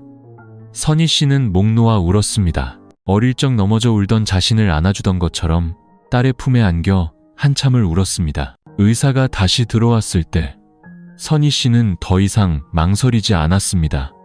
수술 받겠습니다. 아이를 살리든 못 살리든 저는 살고 싶습니다. 의사가 고개를 끄덕였고 수술은 다음날 아침으로 잡혔습니다. 그날 밤 유나와 민준 모두 병원을 떠나지 않았습니다. 민준은 복도에 앉아 있었고 유나가 다가와 그 옆에 앉았습니다. 10분 동안 아무 말도 없었죠. 마침내 유나가 조용히 입을 열었습니다. 내가 아직 당신을 용서한 건 아니지만 앞으로 우리가 더 이상 잘못된 길로 가지 않았으면 좋겠어. 민준이 고개를 끄덕였습니다. 눈가가 촉촉했죠. 네가 나한테 말을 걸어주는 것만으로도 난 어떻게 살아야 할지 알 것 같아. 다음날 아침 수술실 문이 닫히는 순간 모든 희망과 죄책감 그리고 고뇌가 그 생사의 싸움에 걸렸습니다. 평생을 조용히 살아온 한 여인이 이제 살기 위해 그리고 필요하다면 마지막 숨으로 속죄하기 위해 싸우고 있었습니다. 병원 5층 수술실 앞 복도의 하얀 벽에 걸린 시계가 똑딱거렸습니다. 민주는 두 손에 얼굴을 묻고 있었고 유나는 난간에 기댄 채 주차장을 멍하니 내려다보았습니다. 아침 햇살이 마치 멈춰버린 시간처럼 느리게 퍼져나가고 있었습니다. 저 문 너머 선희 씨는 수술대 위에 누워 있었습니다. 차가운 의료기기와 눈부신 조명 아래 50대 어머니의 심장은 낯선 의사들의 손과 밖에서 기다리는 두 가족의 희미한 희망의 의지에 뛰고 있었습니다. 유나는 눈을 감고 되뇌었습니다. 엄마만 살아주세요. 나머지는 제가 다 감당할게요. 2시간이 넘는 긴장된 기다림 끝에 수술실 문이 열렸습니다. 중년의 의사가 마스크를 벗으며 피곤한 기색으로 걸어 나왔습니다. 민준과 유나는 마치 선고를 기다리는 사람처럼 그의 앞에 섰습니다. 수술은 성공적이었습니다. 산모는 고비를 넘겼습니다. 두 사람은 안도의 한숨을 내쉬었습니다. 하지만 기뻐할 틈도 없이 의사가 말을 이었습니다. 하지만 태아는 포기해야 했습니다. 산모의 출혈이 너무 심했고 심장이 압박을 견디지 못했습니다. 아이를 지켰다면 산모의 목숨이 위험했을 겁니다. 공기가 돌덩이처럼 무겁게 가라앉았습니다. 유나는 입술을 깨물었고 민주는 고개를 숙였습니다. 예상했던 결과였지만 막상 그 말을 직접 들으니 심장을 도려내는 듯한 고통이 밀려왔습니다. 선희 씨가 회복실로 옮겨졌을 때 유나가 먼저 들어갔습니다. 그녀는 아직 마취에서 깨어나지 못했지만 숨은 고르게 쉬고 있었습니다. 링거 바늘이 꽂힌 손목에는 붕대가 감겨 있었죠. 유나는 침대 옆에 앉아 엄마의 손을 조심스럽게 잡았습니다. 엄마, 걱정 마세요. 저 여기 있어요. 엄마는 살아났어요. 그녀의 눈물이 엄마의 마른 손등 위로 떨어졌습니다. 몇 시간 후 선희 씨가 정신을 차렸습니다. 그녀는 천천히 눈을 떠 주위를 둘러보다 곁에 앉아있는 딸의 얼굴을 발견했습니다. 순간 그녀의 눈에 불안감이 스쳤습니다. 네, 아기. 유나는 엄마의 손을 꼭 잡고 천천히 고개를 저었습니다. 엄마 딸, 여기 살아있잖아요. 아이는 미안하지만 지킬 수 없었어요. 선희 씨는 그 자리에 굳었습니다. 몇 번 눈을 깜빡이더니 이내 눈을 감았습니다. 눈물 한 방울이 흘러내려 눈꼬리를 타고 흘렀습니다. 누구도 소리내어 울지 않았지만 모두가 아팠습니다. 민주는 유리창 밖에서 선희 씨가 우는 모습을 보았습니다. 가슴이 쥐어짜는 듯했죠. 그 아이는 이름조차 없었지만 엄마의 마음속에서는 회한이자 속죄였고 어둠 속 한 줄기 빛이었다는 것을 그는 알았습니다. 3일 후 선희 씨는 일반 병실로 옮겨졌습니다. 회복은 더뎠지만 정신은 한결 나아 보였습니다. 그날 저녁 처음으로 세 사람이 병실에 함께 모였습니다. 노란 불빛과 소독약 냄새가 희미하게 감도는 공간이었죠. 유나가 죽 그릇을 놓으며 조용히 말했습니다. 엄마, 이거 드세요. 제가 직접 끓였어요. 선희 씨가 입술을 오므리며 고개를 끄덕였습니다. 민주는 옆에서 말이 없었지만 눈가는 붉었습니다. 잠시 후 선희 씨가 입을 열었습니다. 미안하다. 모든 걸 엉망으로 만들어서. 하지만 너희 둘이 이렇게 내 곁에 앉아 아직도 나를 엄마라고 불러주는 건 꿈에도 생각지 못했던 일이야. 유나는 엄마를 보며 며칠 만에 처음으로 그녀의 손을 잡고 부드럽게 흔들었습니다. 엄마가 살아있는 것만으로 충분해요. 이 대화의 끝에서 누구도 더 이상 아이에 대해 말하지 않았습니다.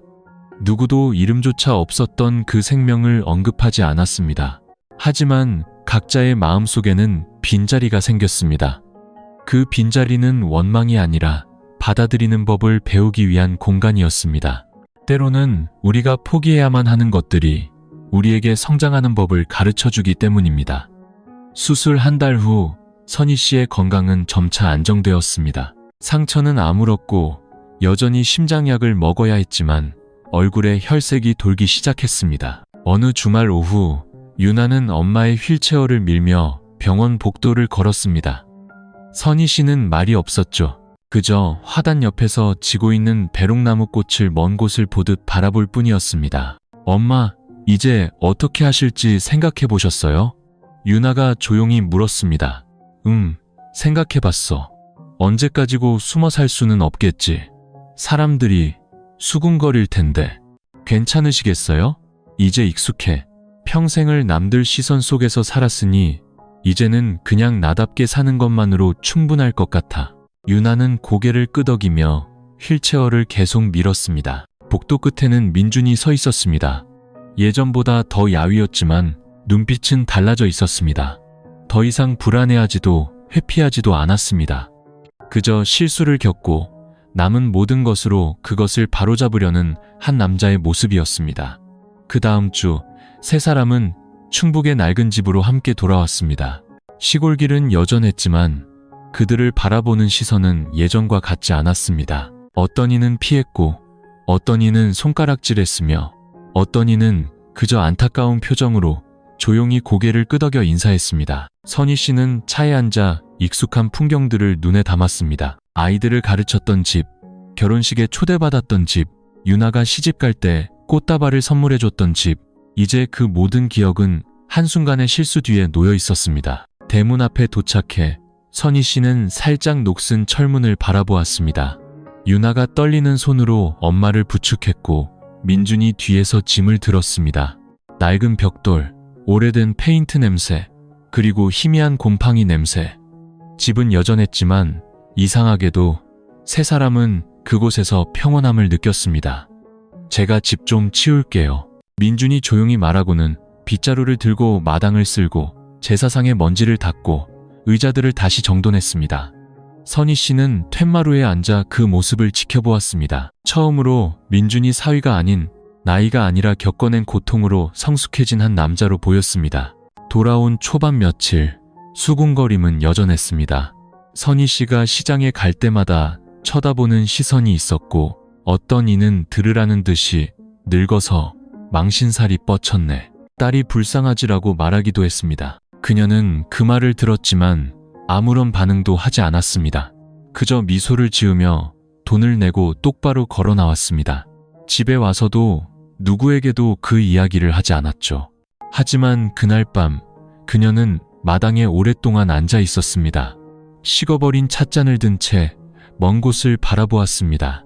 유나가 엄마 옆에 앉아 어깨에 손을 얹었습니다. 엄마, 억지로 강한 척 안 해도 돼요. 힘들면 우세요. 선희 씨는 잠시 침묵하다가 고개를 끄덕였습니다. 조용한 눈물이 흘렀습니다. 하지만 그 눈물은 아픔 때문이 아니었습니다. 딸이 약해진 자신을 기댈 수 있을 만큼 든든한 벽이 되어 곁으로 돌아왔다는 것을 알았기 때문이었습니다. 민주는 다시 일을 시작했습니다. 같은 일이었지만 이번에는 더 힘든 교대 근무를 자청하고 동네의 굳은 일도 도맡아 했습니다. 그는 말이 없었고 누구와도 다투지 않았으며 변명하지 않았습니다. 나는 여기에 있고 책임을 지겠다고 말하는 듯 묵묵히 일만 했습니다. 어느 날 오후 그가 대문에 걸린 낡은 문패를 닫고 있는데 이웃 할아버지가 다가와 귤한 봉지를 내려놓았습니다. 자네 장모님 갖다 드려. 퇴원했다면서 기운 차려야지. 민준이 놀라 고개를 들었습니다. 감사합니다, 어르신. 할아버지는 그저 고개를 끄덕이고 지팡이를 짚고 돌아섰습니다. 꾸짖음도 경멸의 눈빛도 아니었습니다. 작은 행동 하나였지만 그 순간 민준에게는 출구 없는 어둠 속에서 발견한 한 줄기 빛과 같았습니다. 저녁, 유나는 세 식구를 위한 첫 저녁상을 차렸습니다. 된장찌개, 계란말이, 그리고 낡은 항아리에 담긴 김치. 가난했던 시절부터 먹어온 익숙한 반찬들이었습니다. 식사하세요. 그녀가 따뜻한 목소리로 말했습니다. 선희 씨가 희미하게 웃으며 계란말이 한 조각을 민준의 밥그릇에 놓아주었습니다. 자네도 먹게. 너무 무리해서 일하다 병나지 말고. 민준이 고개를 끄덕이며 작게 대답했습니다. 네, 장모님. 누구도 지난 일을 꺼내지 않았고 태어나지 못한 아이의 이름을 부르지 않았습니다. 하지만 세 사람의 눈빛 속에는 평온함과 용기, 그리고 앞으로 나아가려는 결심이 담겨 있었습니다. 결국 한 가족을 지탱하는 것은 명예도 핏줄도 아닌 서로를 향한 용서였기 때문입니다. 일요일 아침, 시골 장터는 여느 때처럼 사람들로 북적였습니다. 흥정하는 소리, 오토바이 소리, 정육점 스피커에서 흘러나오는 노랫소리가 뒤섞여 정겨운 소음을 만들어냈습니다. 그 시장 한가운데 모두의 시선을 끄는 사람이 나타났습니다. 짙은색 한복을 입고 낡은 장바구니를 든 선희 씨가 천천히 시장으로 들어섰습니다. 그녀의 눈빛은 평온했고 걸음은 흔들리지 않았습니다. 야위었지만 단단한 얼굴이었습니다. 사람들이 수근거리기 시작했습니다. 저기 봐, 저 여자 아니야? 그 난리를 치고도 시장에 나올 생각을 하네. 낯짝도 두꺼워. 웅성거리는 소리가 바늘처럼 날아와 꽂혔지만 선희 씨는 돌아보지 않았습니다. 그녀는 마을 회의나 공지사항을 알릴 때 사용하는 확성기가 걸린 장터 한가운데로 걸어갔습니다. 채소를 팔던 이장님이 놀라 물었습니다. 아니, 선희 씨, 누구 찾으슈? 선희 씨는 장바구니를 내려놓고 조용히 대답했습니다. 잠깐 시간 좀 내주실 수 있을까요? 이장님, 제가 사람들 앞에서 할 말이 있습니다. 이장님은 그녀가 농담하는 줄 알았지만 단호하고 차분한 그녀의 눈빛을 보고는 말없이 확성기 마이크를 가져왔습니다. 10분도 채 되지 않아 확성기 소리가 울려 퍼졌습니다. 주민 여러분, 잠시 주목해 주십시오. 우리 마을에서 교사로 일하셨던 박선희 씨께서 여러분께 드릴 말씀이 있다고 합니다.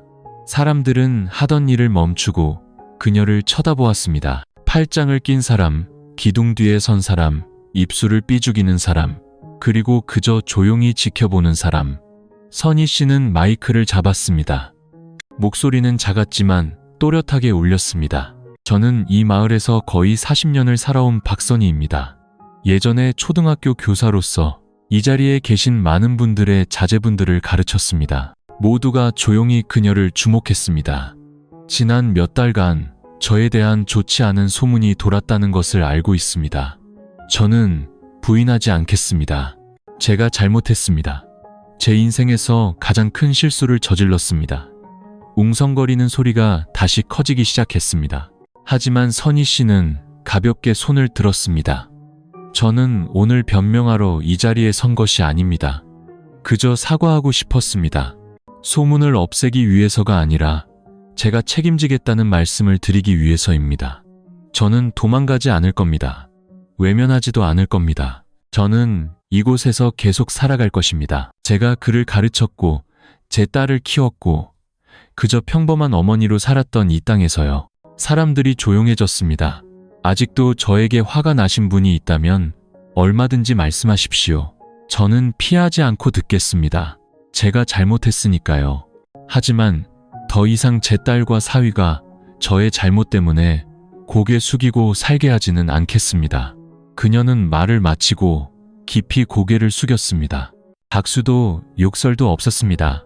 그저 아주 긴 침묵이 흘렀죠. 그때 예전에 선희 씨에 대한 소문을 가장 많이 퍼뜨렸던 떡집 할머니가 천천히 다가와 그녀의 손에 따뜻한 쌍화차 한 봉지를 쥐어주었습니다.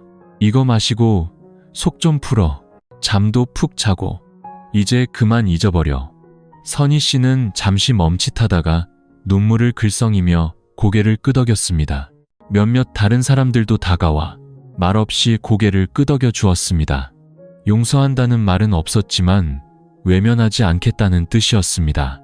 그날 오후 선희 씨는 지쳤지만 한결 가벼워진 얼굴로 집에 돌아왔습니다. 마당을 쓸던 유나가 물었습니다. 엄마, 아침부터 어디 다녀오셨어요? 그녀는 그저 웃으며 말했습니다. 시장 가서 마음의 평화를 좀 사왔다. 유나는 잠시 멈칫하다가 이내 희미하게 미소 지었습니다. 그녀는 엄마가 누구도 쉽게 할 수 없는 용감한 일을 해냈다는 것을 알았습니다. 비난의 한가운데에 서서 다시 살아갈 기회를 요청했다는 것을요. 그날 저녁 밥상에는 유나가 만든 생선조림과 민준이 공장에서 가져온 시금치 나물이 올랐습니다. 선희 씨는 밥 한 그릇을 다 비웠습니다. 식사 후 세 사람은 낡은 앨범을 함께 보았습니다. 유나의 결혼사진, 5살 때 찍은 가족사진, 새해 절에 갔던 사진들. 누구도 지난 일을 말하지 않았지만 서로를 바라보는 눈빛은 달라져 있었습니다. 그들은 여전히 한 지붕 아래 함께 앉아 있었기 때문입니다. 9월이 되자 충북의 날씨는 한결 부드러워졌습니다. 서늘한 바람이 능소와 넝쿨을 스치고 지나가며 빛바랜 마당에 꽃잎 몇 개를 떨어뜨렸습니다. 민주는 여전히 아침 일찍 일어나 일하러 갔고 유나의 사적인 공간을 침범하지 않았습니다. 세 사람이 사는 집은 여전히 조용했지만 숨막히는 어색함은 사라지고 익숙한 생활 소음과 마주보고 식사하는 풍경이 그 자리를 채웠습니다. 어느 날 오후 민주는 옛 친구에게서 전화를 받았습니다. 나 지금 광양에 있는 냉동설비 공장에서 일하는데 여기서 기술자 1명 구하고 있어. 월급도 괜찮고 숙식도 제공해. 내가 말만 잘하면 바로 취직할 수 있어. 민주는 잠시 침묵하다가 조용히 물었습니다. 언제까지? 다음 주. 잘 생각해봐. 거긴 깨끗하고 내 지난 일을 아는 사람도 없어. 새로 시작할 수 있는 기회야. 새로 시작한다.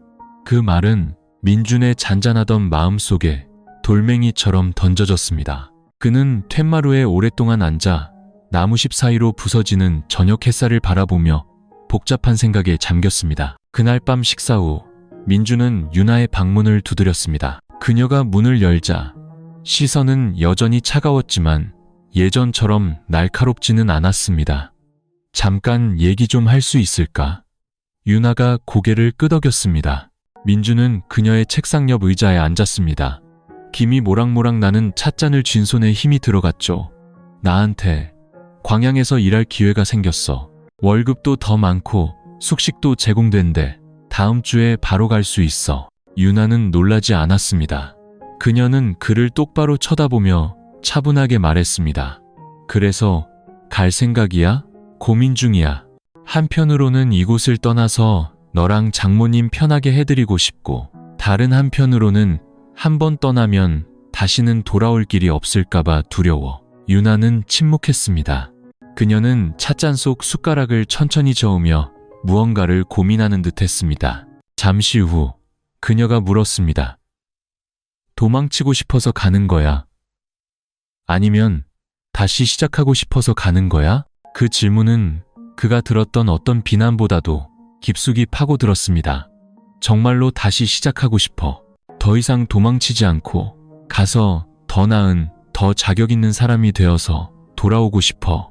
방 안은 조용해졌습니다. 유나가 작게 고개를 끄덕였습니다. 목소리는 바람처럼 부드러웠죠. 그렇다면 가. 하지만 옛 잘못을 지우기 위해서가 아니라 가족이라는 두 글자를 지킬 수 있는 남자가 되기 위해서가. 민주는 유나를 바라보았습니다. 그녀의 눈에는 더 이상 증오가 없었습니다. 아주 희미한 희망과 단호함이 섞여 있었죠. 그는 고개를 숙였습니다. 약속할게. 언젠가 내가 돌아온다면 그건 용서를 구하기 위해서가 아니라 용서받을 자격이 있는 사람이 되기 위해서일 거야. 그날 밤 민주는 낡은 옷 몇 벌을 배낭에 챙겼습니다. 선희 씨는 그 사실을 알고 딱 한마디만 했습니다. 가더라도 사라지지는 말아라. 어디에 있든 너는 이 집 사람이다. 민주는 붉어진 눈으로 고개를 끄덕였습니다. 다음 날 새벽, 민주는 가방을 메고 대문 밖으로 나섰습니다. 유나가 배웅을 나왔고 선희 씨도 문가에 서 있었습니다. 장모님, 건강하세요. 저 가더라도 약은 꼭 챙겨 드세요. 이 늙은이가 쉽게 죽겠냐. 내 몸이나 잘 챙겨. 유나는 민준을 보며 조용히 말했습니다. 도착하면 문자 한 통 보내. 괜찮다는 한마디면 돼. 민준은 고개를 끄덕였습니다. 그는 두 여인을 바라보았습니다. 한 명은 자신과 함께 실수를 저질렀던 사람, 다른 한 명은 자신 때문에 마음 깊이 상처받았던 사람. 그는 더 오래 쳐다보면 발걸음을 뗄 수 없을까 두려워 서둘러 돌아섰습니다. 버스가 정류장을 떠나며 뽀얀 흙먼지를 일으켰습니다. 민준의 마음속에는 조용한 결심이 타오르고 있었습니다. 그는 돌아올 것이다. 용서를 구하기 위해서가 아니라 유나가 자랑스럽게 이름을 부를 수 있는 사람이 되어서. 민준이 떠난 후 충북의 작은 집은 더 텅 빈 듯했습니다. 매일 아침 들리던 익숙한 발소리도, 민준이 채소를 씻을 때 들리던 물소리도, 그가 끓이던 생선찌개 냄새도 사라졌습니다. 유나는 여전히 읍사무소 회계과로 출근했습니다. 더 일찍 일어나 엄마와 자신의 밥을 차리고 습관처럼 자전거를 타고 출근했죠. 하지만 민준이 머물던 빈방을 지날 때마다 그녀는 잠시 걸음을 멈추곤 했습니다. 선희 씨는 여전했습니다. 아침에는 정원에 잡초를 뽑고 오후에는 마을 부녀회에서 주문받은 매듭 공예를 했습니다. 하지만 낡은 의자에 홀로 앉아있는 오후면 그녀는 종종 무언가를 기다리는 사람처럼 대문 쪽을 바라보곤 했습니다. 엄마, 밤새 삐걱거리는 뒷문 제가 고칠게요. 한 번은 유나가 말했습니다. 그래, 예전에는 저런 건 다 민준이가 고쳤는데. 선희 씨가 무심코 말했습니다. 두 사람 모두 침묵했습니다. 그 이름은 더 이상 매일 존재하지 않았지만 여전히 마음의 문턱을 떠나지 않고 있었습니다. 떠난 지 일주일 후 민준에게서 문자가 왔습니다. 나 괜찮아. 일은 힘들지만 제대로 살고 있는 기분이야. 유나는 답장하지 않았지만 그날 저녁 그녀는 예전에는 민준이 있을 때만 끓였던 생선 매운탕을 끓였습니다. 선희 씨가 조용히 딸을 보며 미소 지었습니다. 오랜만에 이 음식 먹어보네. 그냥 갑자기 먹고 싶어서. 유나는 붉어진 뺨을 숨기려 고개를 돌렸습니다. 광양에서 민준은 작지만 전문적인 냉동 설비 수리점에서 일했습니다. 그는 다른 기술자 3명과 함께 방을 썼고 단체 급식을 먹으며 아침부터 밤늦게까지 일했습니다. 하지만 예전처럼 세상을 등지거나 침묵하지 않았습니다. 퇴근 후에는 근처 바닷가에 가서 파도 소리를 들으며 핸드폰에 저장된 옛 사진들을 보곤 했습니다. 유나와의 결혼사진, 선희 씨와 함께 갔던 절사진. 모든 사진은 그에게 돌아갈 나를 위해 더 나은 사람이 되어야 한다고 속삭이는 듯 했습니다. 유나는 다시 일기를 쓰기 시작했습니다. 결혼 후 잊고 지냈던 습관이었죠. 12일, 민준 씨가 떠난 지 2주. 집에는 여전히 3사람이 살고 있다. 단지 한 사람이 보이지 않을 뿐. 엄마는 건강해지셨고 더 많이 웃으신다. 나는 마음이 약해지고 있는 걸까? 그가 보낸 문자를 읽을 때마다 눈시울이 뜨거워진다. 어느 일요일, 유나는 엄마와 함께 시장에 갔습니다. 이장님이 그녀를 불러 세웠습니다. 유나 씨, 요즘 아주 보기 좋아. 선희 씨도 건강해 보이시고. 민준이는 어떻게 지내? 네, 멀리 가서 일하고 있어요. 그래, 남자란 게 잘못했으면 고칠 줄도 알아야지. 살면서 실수 안 하는 사람이 어디 있겠어. 무심코 던진 말이었지만 유나는 그 자리에 잠시 멈춰섰습니다. 그랬다. 사람들은 쉽게 비난하지만 스스로를 고치려는 노력을 보이면 쉽게 이해해주기도 하는 법이었다. 그날 오후 선희 씨가 화초에 물을 주고 있는데 유나가 시원한 물 한 잔을 가져와 조용히 말했습니다. 엄마, 생각해봤어요. 억지로 바로 용서할 수는 없겠지만 만약 언젠가 그 사람이 진심을 가지고 돌아온다면 저는 더 이상 문을 닫지는 않을 거예요. 선희 씨는 딸을 바라보았습니다. 고통과 치욕으로 자기 품에서 울던 딸이 이제 마음을 열고 있었습니다. 그녀의 눈시울이 뜨거워졌습니다. 고맙다, 내 딸아. 여전히 이렇게 반듯하게 살아줘서. 그날 밤 몇 달 만에 처음으로 유나는 민준에게 먼저 문자를 보냈습니다. 열심히 잘 지내. 나랑 엄마도 잘 지내고 있어. 문자가 전송되고 저편 광양의 작은 숙소에서 민준은 그 글자를 3번이나 읽고 또 읽었습니다. 그리고 지금껏 느껴보지 못한 행복한 미소를 지었습니다. 아직 용서받지는 못했지만 적어도 그는 빛을 향해 계속 걸어갈 기회를 얻었기 때문입니다. 찬바람이 예년보다 일찍 불어왔습니다. 충북의 하늘은 서늘했고 안개가 마을의 구불구불한 길 위에 내려앉았습니다. 낡은 마당에 단풍나무 잎이 붉게 물들며 연말이 다가오고 있음을 알렸습니다. 유나는 읍사무소에서 연말 서류를 정리하고 있었고 선희 씨는 텃밭에 배추를 심었습니다. 그리고 민준이 머물던 빈방은 아무도 말하지 않았지만 며칠 전부터 깨끗하게 청소되어 있었습니다. 섣달 초의 어느 날 저녁 민준에게서 전화가 걸려왔습니다. 몇 달 만에 처음으로 짧은 문자 대신 그의 목소리가 들려왔습니다. 장모님, 저 이번 설에 며칠 휴가 내서 집에 가려고 하는데 제가 가도 될까요? 전화기 저편에서 선희 씨는 잠시 침묵하다가 조용히 말했습니다. 오너라, 집은 여전히 내 집이다. 민준은 잠시 말을 잇지 못했습니다. 여전이라는 그 한마디에 목이 메었죠. 그는 작게 대답했습니다. 네, 감사합니다, 장모님. 다음 날 유나는 문자를 받았습니다. 나 이번 설에 집에 갈게. 만약 네가 보고 싶지 않다면 근처에 숙소를 잡을게. 그래도 엄마랑 네가 건강한 모습은 보고 싶어. 유나는 바로 답장하지 않았습니다. 그녀는 핸드폰을 주머니에 넣고 일을 계속했지만 마음속에 파문이 일기 시작했습니다. 그날 밤 그녀는 창가에 앉아 생각에 잠겼습니다. 선희 씨가 낡은 커튼을 꿰매다 물었죠. 민준이가 설에 온다더냐?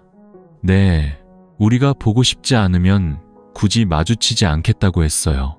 선희 씨가 고개를 끄덕였습니다. 네가 만나든 만나지 않든 그건 네 선택이다. 하지만 어떤 사람들에게는 우리가 살아있는 모습을 보는 것만으로도 가장 큰 선물이 되기도 한단다. 유나는 침묵했지만 그녀의 눈빛은 비온 뒤의 호수처럼 부드러워져 있었습니다. 주말 유나는 엄마와 함께 시장에 갔습니다. 돌아오는 길에 그녀는 양장점에 들러 선희 씨가 미리 주문해 두었던 민준의 셔츠를 찾았습니다. 흰색의 두꺼운 면 셔츠. 민준이 새해에 절에 갈 때 즐겨 입던 스타일이었습니다. 엄마, 아직 그 사람 치수도 기억하세요? 유나가 농담처럼 물었습니다. 그럼 예전에 아파서 누워있을 때 내가 직접 옷 치수 다시 재줬는데. 두 사람은 함께 웃었습니다. 더 이상 어색하지 않은 웃음이었습니다. 광양에서 민준도 일을 정리하기 시작했습니다. 그는 섣달 금음부터 나흘간의 휴가를 신청했습니다. 직접 시장에 가서 엄마와 유나를 위한 설 선물을 고르고 솜씨가 없어 나이든 동료에게 포장을 부탁했습니다. 잠들기 전 그는 핸드폰 속 수십 장의 사진을 넘기다 결혼 첫 해에 세 사람이 함께 찍은 사진 앞에서 멈췄습니다. 엄마가 가운데 서 있고 유나가 그 옆에 그리고 자신이 있었습니다. 세 사람 모두 자연스럽게 웃고 있었죠. 눈시울이 뜨거워졌습니다.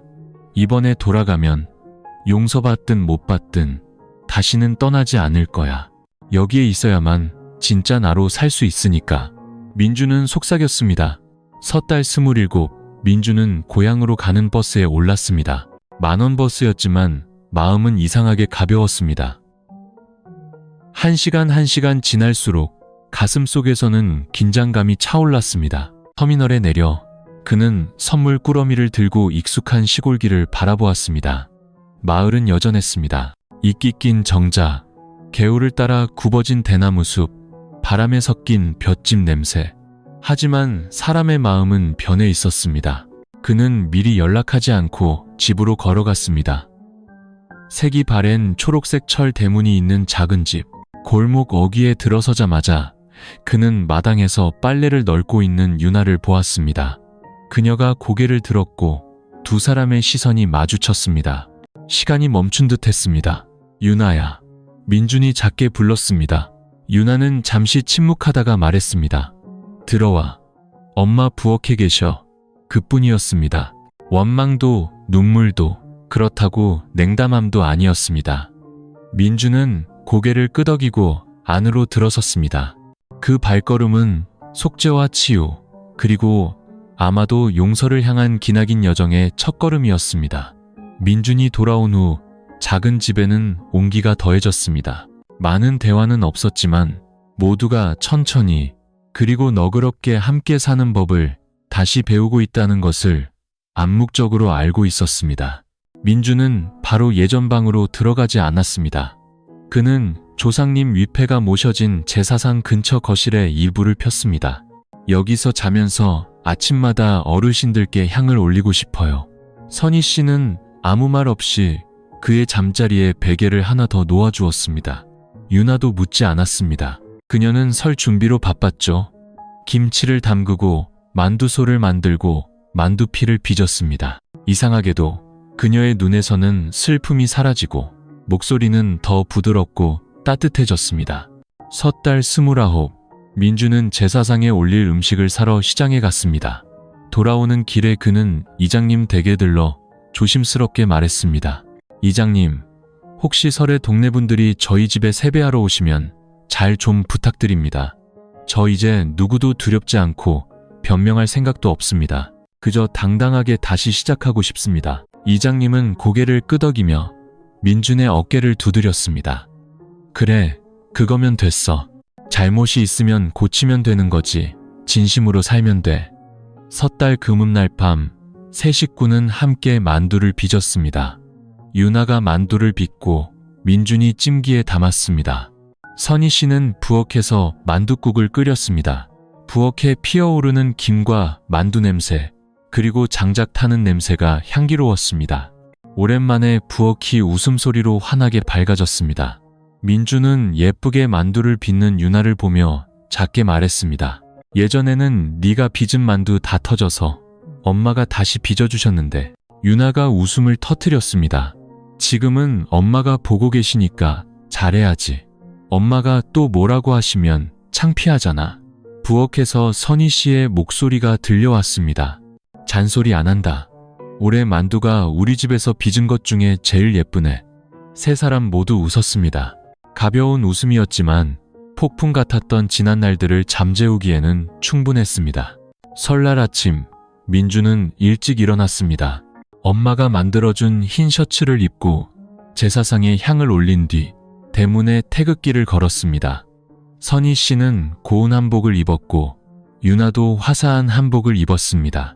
얼굴에는 평온함이 깃들어 있었죠. 이웃 몇몇이 세배를 하러 왔습니다. 처음에는 어색해했지만 집안의 따뜻한 분위기에 이내 마음을 열었습니다. 한 아주머니가 조용히 말했습니다. 선희 씨, 새해에는 지난 일 다 잊고 즐겁게 사는 모습 보니 좋네. 네, 지난 일은 교훈으로 삼고 새해는 희망으로 살아야죠. 선희 씨가 온화하게 웃으며 대답했습니다. 설 다음 날 민주는 마당에서 자전거를 꺼내며 유나에게 말했습니다. 아버지 산소에 다녀올게. 사위가 좀 늦게 찾아뵙네. 유나가 그를 보며 조용히 고개를 끄덕였습니다. 잠시 후 그녀는 흰 국화한 다발을 들고 나왔습니다. 이거 아버지 묘에 꽂아드리고 우리 이제 괜찮다고 전해줘. 민주는 꽃을 받아들었습니다. 그의 손에 힘이 들어갔죠. 마음속에서 무언가 왈칵 터져 나왔습니다. 슬픔이 아니었습니다. 다시 시작해도 좋다는 허락을 받은 듯한 안도감이었습니다. 설 연휴 마지막 날 밤, 세 식구는 함께 텔레비전을 보며 남은 만두를 먹었습니다. 선희 씨가 먼저 꾸벅꾸벅 졸기 시작하자 민준이 일어나려는데 유나가 그의 손을 잡았습니다. 그냥 주무시게도. 아마 이번 설이 엄마한테는 몇 년 만에 처음으로 마음 편한 명절이었을 거야. 민주는 잠든 선희 씨를 보았습니다. 평온한 얼굴로 입가에 미소를 띠고 있었죠. 유나도 미소 지으며 그를 돌아보았습니다. 돌아와줘서 고마워. 민주는 잠시 멈칫하다가 작게 말했습니다. 돌아올 수 있게 해줘서 고마워. 충북의 작은 시골 마을, 온갖 비난과 눈물 그리고 실수 끝에 마침내 세 사람이 남아 있었습니다. 상처 입었던 세 개의 심장은 말없이 그저 평범한 일상을 통해 서로를 치유하는 법을 배우고 있었습니다. 그리고 그것이야말로 누구든 많은 것을 희생해야만 지킬 수 있는 가장 소중한 것, 바로 가족이었습니다. 민준과 유나, 그리고 선희 씨의 이야기는 이렇게 평범하지만 감동적인 일상으로 마무리됩니다. 용서할 수 없을 것 같았던 실수 속에서도 결국 한 줄기 희망의 문이 열렸습니다. 그것은 바로 포용이라는 문이었습니다. 진심으로 자신을 고치려는 사람에게는 변화의 기회가 주어진다는 믿음의 문이었죠. 민주는 한때 씻을 수 없는 상처를 주었고 가정을 파괴할 뻔했습니다. 하지만 그는 그 실수를 통해 일어서는 법, 침묵으로 책임지는 법, 그리고 진심으로 돌아오는 법을 배웠습니다. 큰 고통을 겪었던 유나는 증오를 선택하는 대신 자존감을 지키며 살아가는 길을 택했습니다. 성숙한 마음으로 사람을 바라보고 폐허 속에서도 희망의 싹이 틀 수 있다고 믿었습니다. 그리고 어머니 선희 씨는 사랑과 죄책감 사이에서 자식을 사랑하고 가정을 지키는 길을 택했습니다. 필요할 때 침묵하고 꼭 해야 할 때 입을 열 줄 아는 지혜를 보여주었죠. 세 사람 모두 상처받았고 흔들렸습니다. 하지만 누구도 서로를 놓지 않았습니다.